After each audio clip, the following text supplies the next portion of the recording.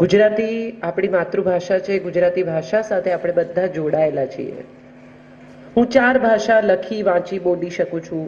મરાઠી કારણ કે મુંબઈમાં ભણી, ગુજરાતી, હિન્દી, ઇંગ્લિશ કારણ કે ઇંગ્લિશ લિટરેચરમાં BA કર્યું.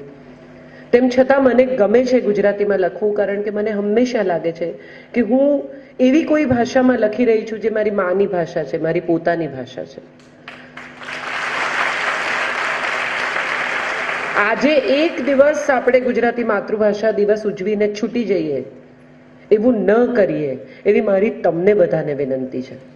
એટલા માટે તમને લોકોને કે અમે તો હવે જઈ રહેલી પેઢીના અમુક પ્રકારના અમારા દિવસો પણ પૂરા થશે થોડા દિવસમાં. મને બહુ ગમે છે कैफी आजमीनी ये पंक्तियों कि कल और आएंगे नगमों की खिलती कलियां चुनने वाले, मुझसे बेहतर कहने वाले, तुमसे बेहतर सुनने वाले, क्यों कोई मुझको याद करे, मसरूफ ज़माना मेरे लिए क्यों वक्त अपना बर्बाद करे. ત્યારે મને એવું થાય છે કે તમારી પેઢીએ અંગ્રેજી સારું બોલે તો સરસ વાત છે, સારું લખી વાંચી શકે તો એ ઉત્તમ વાત છે. પણ અંગ્રેજી નથી આવડતું અથવા અંગ્રેજી કદાચ થોડું કાચું છે, માટે કોઈ પણ જાતની લઘુતા ગ્રંથિ અનુભવ્યા વગર ગુજરાતી કેટલું સારું આવડે છે એ વિશેનું ગૌરવ અનુભવવું જોઈએ. હમણાં એક બહુ સરસ ફેમિલી મારે ત્યાં આવેલું. સરસ એટલા માટે કહું છું કે એમનો ઝઘડો બહુ ઇન્ટરેસ્ટિંગ હતો. સાસુ એટલે કે દાદી બાળકને વાર્તા કહે અને એમાં કે એક હતો પોપટ. એટલે પુત્રવધુ દોડતી આવીને એણે કહ્યું કે 1 મિનિટ, પોપટ પોપટ નહીં કહેવાનું, એને સ્કૂલમાંથી કહ્યું છે પેરેટ કહેવાનું. આ પેરેટમાંથી એટલો ભયાનક ઝઘડો થયો કે એ લોકોએ કાઉન્સેલિંગ માટે આવવું પડ્યું. ત્યારે એક સવાલ એવો થાય છે કે આપણે પોપટ કહીએ કે પેરેટ કહીએ, તોતા કહીએ, આ બધાની વચ્ચે ખરેખર શું ખોવાય છે?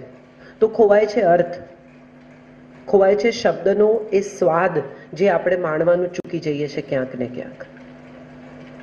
આપણે ગુજરાતીઓ છે ને આમ બહુ સ્વાદના પ્રેમી લોકો છીએ. મેં એક એડ લખેલી રાજ ટ્રાવેલ્સ માટે, રોમમાં રસ ને પેરિસમાં પાતરા. ત્યારે મને એ લખતી વખતે પણ વિચાર આવેલો કે રસ ને પાતરા જ ખાવા હોય તો રોમ સુધી કેમ જવાનું, રાજકોટમાં મળે છે. NRI જેટલા અહીંયા આવે એ બધા પાછા જાય ત્યારે 2 જોડી કપડાં કાઢી નાખે, જૂતા કાઢી નાખે, પણ અથાણા, મસાલા, ખાખરા ઠાંસી ઠાંસીને ભરે. ગુજરાતીના ટેબલ પર અથાણું છે, ખાખરા છે, ગાંઠિયા છે, ભજીયા છે, ત્યાં સુધી ગુજરાતીને કંઈ થવાનું નથી. આમ જ રહેશે આપણી ભાષા, કારણ કે આપણી ભાષા સ્વાદ સાથે જોડાયેલી ભાષા છે. અમારા અમદાવાદમાં તો સવારના પોરમાં 5 વાગે પણ તમને લોકો મસ્કાબન ખાતા મળે ને રાત્રે 4 વાગે 3 વાગે પણ માણેક ચોકમાં લોકો ખાતા મળે. ભોજન આપણી પ્રિય પ્રવૃત્તિ છે. કોઈને ઘરે જઈએ ને તો કે કંઈ ખાધા વગર તો નહીં જ જવા દઉં. ત્યારે એમ થાય કે આ ખરેખર ખાવું એ જ એક પ્રવૃત્તિ છે, ખાવાથી જ પ્રેમ જળવાશે અથવા પ્રેમ પ્રગટ થશે. ના, તમારે કંઈક તો લેવું જ પડે, પણ પેટમાં જગ્યા હોય ન હોય, ઈચ્છા હોય એવું કંઈ નહીં. તમે કંઈ ખાઓ તો જ આ પ્રેમ છે, કંઈ પીઓ તો જ આ પ્રેમ છે. અને એમાં જો તમે દ્રઢતાથી મારા જેવા લોકો એમ કે ના હું તો નહીં જ ખાઉં તો ખોટું લાગી જાય સામેવાળાને કે અભિમાની છે. એટલે એ ભોજન સાથેનો ગુજરાતી પ્રેમ આપણને ક્યાંક ને ક્યાંક આપણા સ્વાદ સાથે બાંધી રાખે છે. પણ સ્વાદ સાથે બંધાવાનું થોડુંક ઉપર જઈએ, થોડાક વધુ સુસંસ્કૃત થઈએ, થોડાક વધુ શિક્ષિત થઈએ ત્યારે સમજાય કે શબ્દ સાથેનો પ્રેમ પણ એટલો જ અગત્યનો છે. કેટલા બધા મમ્મી પપ્પા ફરિયાદ કરે છે કે અમારા છોકરા વાંચતા નથી. ત્યારે એક વાત, એક વિચાર એવો આવે કે કેમ નથી વાંચતા, અને એની જવાબદારી મારી પેઢીએ એટલા માટે લેવી પડે કે અમે તમને વાંચવા લાયક સાહિત્ય આપી નથી શક્યા. એક સમય હતો કે જ્યારે પન્નાલાલ પટેલ, કનૈયાલાલ મુનશી, અશ્વિની ભટ્ટ, હરકિશન મહેતા, ચંદ્રકાંત બક્ષી, વર્ષા અડાલજા, ઈલા અરબ મહેતા, કુંદનિકા કાપડિયા, આવા નામો બજારમાં આવતા અને એમનું પુસ્તક આવે એવી લોકો તૂટી પડે વાંચવા માટે. હવે એવા 4 નામ છે કે જે સમયાંતરે પોતાના પુસ્તકો અથવા પોતાનું કામ તમારા સુધી પહોંચાડે છે. એટલે અમે જ ભાષાનું વૈભવ, ભાષાનો પ્રેમ, ભાષાની લાગણી તમારા સુધી પહોંચાડી નથી શક્યા, અભિવ્યક્તિ તમને આપી નથી શક્યા. આજે પણ લેખકો લખે ટ્રીન ટ્રીન ટેલિફોનની ઘંટડી વાગીને પછી એણે ફોન ઉપાડ્યો, ત્યારે મને હસવું આવે કે આ છોકરાઓને કેવી રીતે ટ્રીન ટ્રીન ટેલિફોનની ઘંટડી સમજાય. એમને તો સેલફોન સમજાય, એમને આઈપેડ સમજાય, એમને નવી દુનિયા સમજાય, નવી વાર્તા નવી રીતે કહેવી પડે તો સમજાય. આપણે બધા રોમિયો જુલિયટ વાંચીને ખુશ થઈ જઈએ છીએ, પણ શેરણી વિજાણંદ આપણી પ્રેમ કથા છે જેને વિશે આપણને ખબર જ નથી. હોથલ પદમણી આપણી કથા છે, આપણને ખબર નથી. દેવરો આણંદે એટલે હમ દિલ દે ચુકે સનમ. પોતાની પત્નીને એના પ્રેમી સુધી લઈ જવાની વાત એટલે દેવરો આણંદે. એ હમ દિલ દે ચુકે સનમમાં તમારી સામે ફરીથી નવા સ્વરૂપે રજૂ કરવામાં આવી અને આપણને લાગ્યું કે આ નવી વાર્તા છે. ખરેખર આ તો સદીઓ જૂની વાર્તા છે, સૌરાષ્ટ્રની પ્રેમ કથા છે. પહેલી એટલે વીર માંગડા વાળો, જે આપણને બધાને ખબર જ છે પણ ક્યાંક ભૂલી ગયા છીએ. ભૂત રડે ભેકાર નામની નવલકથા પરથી ફિલ્મ બની વીર માંગડા વાળો, અને વીર માંગડા વાળો વાવમાં અટવાઈ ગયેલું ભૂત જે એની પત્નીને ખૂબ ચાહે છે અને એની પત્ની પાસે પાછું જવા માંગે છે, એ કથા એટલે પહેલી. આવી તો કેટલીય વાર્તાઓ છે કે જે રીટોલ્ડ થઈ છે, ફરી કહેવાય છે, અને આપણા સાહિત્યની, આપણી ભાષાની, આપણી વાર્તા છે. પણ આપણે એને કાં તો જાણતા નથી, કાં તો માણતા નથી, ને કાં તો પીછાણતા નથી. એટલે કદાચ આપણું ગુજરાતીપણું ક્યાંક ઝંખવાવા લાગ્યું છે. આપણે સ્વતંત્ર ભારતમાં, તમે તો તદ્દન સ્વતંત્ર ભારતમાં જન્મ્યા, અમે પણ સ્વતંત્ર ભારતમાં જન્મ્યા, પણ આ દેશની સ્વતંત્રતાની સાથે આપણી માનસિક સ્વતંત્રતા હજી આવી નથી. આપણને બધાને લાગે છે કે અંગ્રેજી નહીં આવડતું હોય ને તો ક્યાંક કશું પાછળ પડી જઈશું. આખું ફ્રાન્સ અંગ્રેજી નથી બોલતું, આખું ચાઇના અંગ્રેજી નથી બોલતું. ફ્રાન્સમાં તમે અંગ્રેજી જાણતા હો, એ પણ જાણતા હોય, તેમ છતાં એવો આગ્રહ રાખે કે તમે ફ્રેન્ચમાં બોલો અથવા તમે ભાંગ્યું તૂટ્યું ફ્રેન્ચ બોલવાનો પ્રયત્ન કરો. આ એમની ભાષાનું એમનું ગૌરવ છે, આ એમનો આગ્રહ છે. અને આપણે અહીંયા રાજકોટમાં, ભાવનગરમાં કોઈકને એડ્રેસ પૂછીએ ને તો કે આગે સે ઉધર હે ને વહાં સે વળ જાના. અને પછી તરત જ પૂછે કે તમે કાજલબેન ને, એટલે એને ખબર છે કે મને ગુજરાતી આવડે છે, તોય હિન્દીમાં વાત કરે ને ખોટા હિન્દીમાં વાત કરે. બાવા બન્યા હે તો હિન્દી બોલના પડેગા. તો એ પરિસ્થિતિમાં આપણે આપણી ભાષાનું ગૌરવ નથી કરતા, અને આપણી ભાષાનું ગૌરવ નથી કરતા માટે એક દિવસ માતૃભાષા દિવસ તરીકે ઉજવવો પડે છે. આમ તો આખું વર્ષ ઉજવવું જોઈએ, આખું વર્ષ માતૃભાષા સેલિબ્રેટ કરવી જોઈએ. માની સાડીમાંથી હળદરની ગંધ આવતી હોય, સાડી ફાટેલી હોય, હાથ મેલા હોય, તેમ છતાં ભેટવું તો માને જ ગમે છે. માસી ગમે એટલું પરફ્યુમ નાખીને આવી હોય, ગમે એટલી ફેન્સી દેખાતી હોય, તો પણ માં જેટલું વાલ નથી એની પાસે. અંગ્રેજી માસી છે, બીજી ભાષા છે, આપણી નથી. આપણી ભાષા, આપણી માં તો આપણી ગુજરાતી છે. અને એટલે કદાચ તમને બધાને આજે માતૃભાષા દિવસે મારી વાત શરૂ કરતા પહેલા એક અપીલ કરું છું કે એવું નક્કી કરો કે રોજના 10 પાના ગુજરાતી વાંચીશ. તમને જે ગમે તે લેખક, તમને જે ગમે તે કવિ, કવિતા, કંઈ પણ, ટૂંકી વાર્તા, નવલકથા, પણ રોજના 10 પાના ગુજરાતી વાંચશો તો તમને સમજાશે કે ગુજરાતી પાસે શું છે, શું હતું, આપણે કોણ છીએ, કઈ આપણી સંસ્કૃતિ છે. અને કદાચ આપણે સંસ્કૃતિ ભૂલ્યા છીએ માટે સંસ્કૃત થવાનું ચૂકી ગયા છીએ. આજના સમયમાં કેટલી બધી ફરિયાદો નવી પેઢી સામે થાય છે, ત્યારે હું હંમેશા કહું છું કે આ પેઢી બહુ પ્રામાણિક છે, ઓનેસ્ટ પેઢી છે, જેન્ડર બાયસ વગરની પેઢી છે. છોકરા અને છોકરી વચ્ચેની મૈત્રીમાં દરેક વખતે પ્રેમ હોય જ એવું આ પેઢીમાં જરૂરી નથી. જે અમારે ત્યાં એવું હતું કે આઈ લવ યુ એમ કે ને એનો અર્થ જ એમ કે વિલ યુ મેરી મી. તમારે ત્યાં હવે એવું નથી. લવ યુ છે ને મેરી મી છે, છૂટું છે. અને લવ યુ માંથી નીકળવા માટે એક તમારી પાસે સવલત છે જેનું નામ છે બ્રેકઅપ. અમારે ત્યાં નહોતી.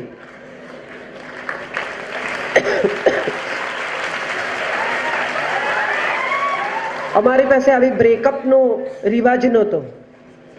અમે તો પ્રેમમાં પડ્યા એટલે પડ્યા, પછી તો પરણી જ જવાનું, બીજો કોઈ રસ્તો નહીં. પલાળ્યું એટલે મૂંડી નાખવાનું. એવી આ નવી પેઢી, આ ઇન્ટરેસ્ટિંગ પેઢી. તમારી પાસે ટેકનોલોજી છે જે અમારી પાસે નહોતી. ઘણીવાર પપ્પા, તમારી સાથે બી થતું હશે, હું પણ એવું કરું છું, મમ્મી કે પપ્પા બૂમો પાડે કે હું તારી માં છું, હું કહું એમ કર, મને વધારે સમજ પડે છે. પપ્પા બૂમ પાડે, હું બાપ છું તારો, હું કહું એમ કર. અને પછી 5 જ મિનિટ પછી આવે કે આ આઈપેડ લોક થઈ ગયું છે. તમારી પાસે જે નોલેજ છે એ ટેકનોલોજીનું નોલેજ છે. તમારી આખી પેઢી ફિંગર ટિપ્સ પર ટેકનોલોજી લઈને જન્મી.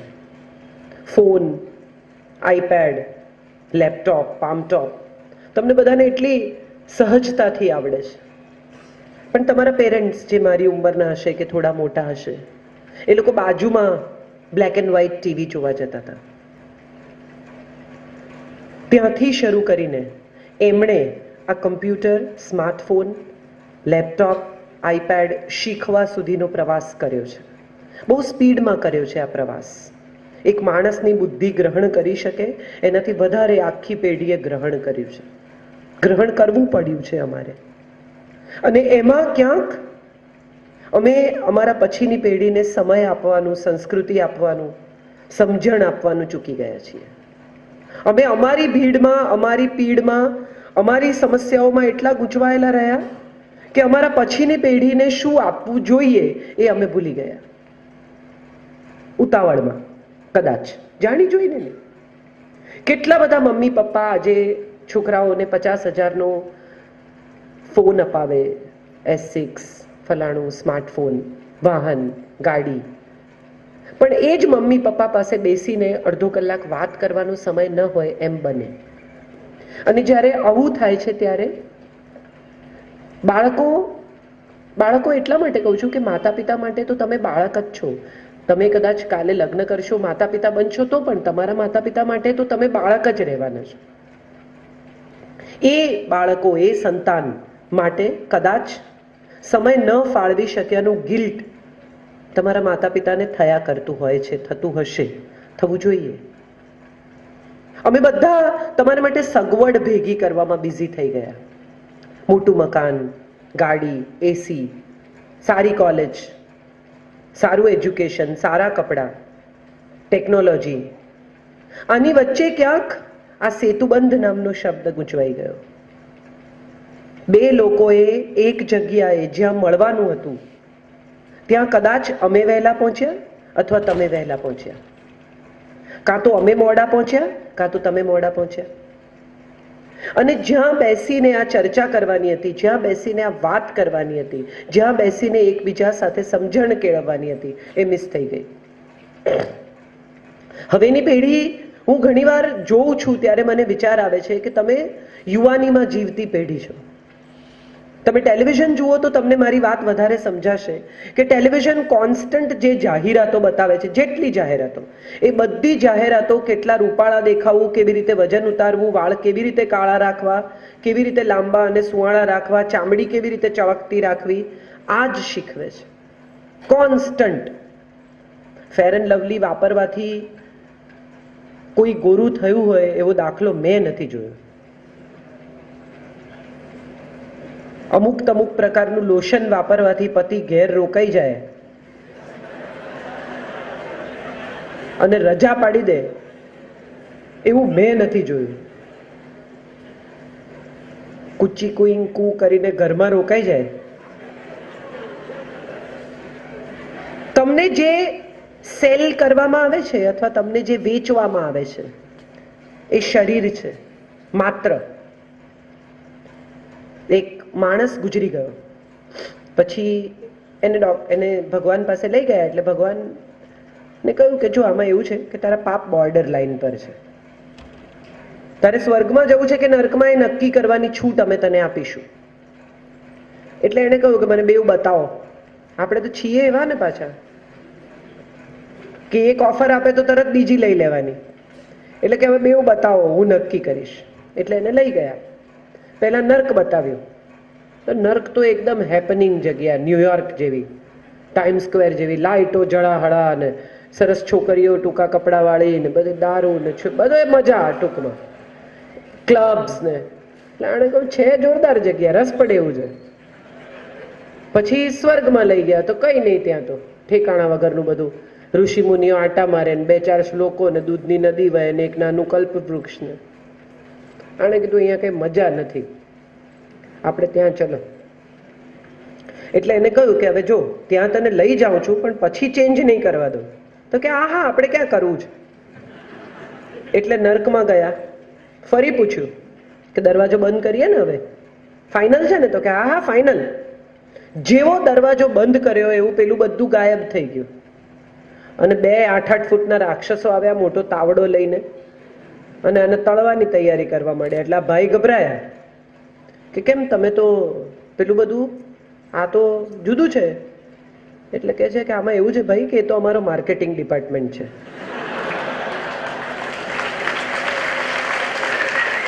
આપણે માણસ જેવા અવાજ કરીએ તો મજા ના આવે. જે આ ચીસો પાડે છે જુદી જાતની.